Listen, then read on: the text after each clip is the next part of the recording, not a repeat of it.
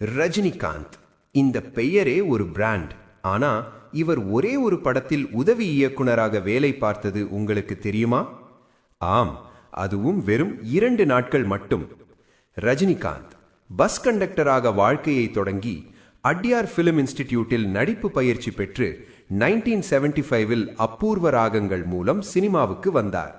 அதன் பிறகு hero, villain, supporting ரோல்கள் இப்படி பல்வேறு கதாபாத்திரங்களில் நடித்து இன்று சூப்பர் ஸ்டாராக உயர்ந்தார். ஆனா இயக்குனராக மட்டும் அவர் இன்னும் ஒரு ஃபுல் படம் கூட இயக்கவில்லை.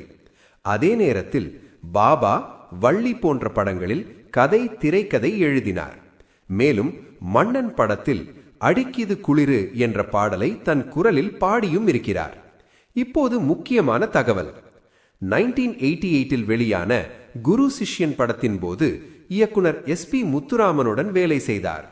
அந்த படத்தில் பிரபு, கௌதமி, சீதா உள்ளிட்டோர் நடித்திருந்தனர். பாடல் ஷூட்டிங் நடந்து கொண்டிருந்த போது ரஜினிக்கு வேலை இல்லாமல் 2 நாட்கள் காத்திருக்க வேண்டிய சூழ்நிலை வந்தது. அப்போது அவர் சொன்ன வார்த்தை என்ன தெரியுமா? நான் சம்பளம் வாங்கிட்டு சும்மா இருக்க விரும்பல, எனக்கு ஏதாவது வேலை கொடுங்க. இதை கேட்ட இயக்குனர் ஆச்சரியப்பட்டார். அப்போது ரஜினி நேராக சொன்னார், நான் அசிஸ்டன்ட் டைரக்டராக வேலை செய்கிறேன். அப்படித்தான் அந்த 2 நாட்கள் வா வா வஞ்சி இளமனே பாடல் காட்சிக்காக ரஜினிகாந்த் உதவி இயக்குனராக பணியாற்றினார். சூப்பர் ஸ்டாரான பிறகும் சின்ன வேலையையும் மதிக்கும் இந்த மனசுதான் அவரை இன்னும் உயரத்தில் நிறுத்துகிறது.